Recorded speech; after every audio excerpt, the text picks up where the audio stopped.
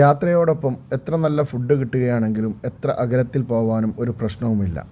കഴിഞ്ഞ ദിവസം പാലക്കാട് പോയപ്പോൾ കൊല്ലങ്കോട് റൂട്ടിൽ MP ശ്രീകണ്ഠൻ്റെ ഓഫീസിന് സമീപത്തായിട്ടുള്ള തമിഴ് ബ്രാഹ്മണ ഹോട്ടലിൽ കയറി.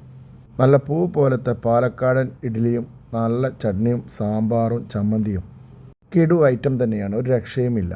വെള്ളം അധികം ഒഴിക്കാത്ത ഇവരുടെ ചായയും വളരെ സ്പെഷ്യലാണ്.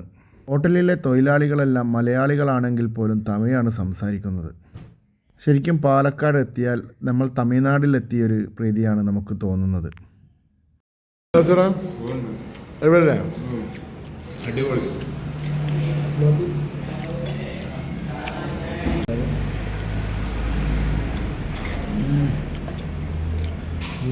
അടിപൊളിയല്ലേ?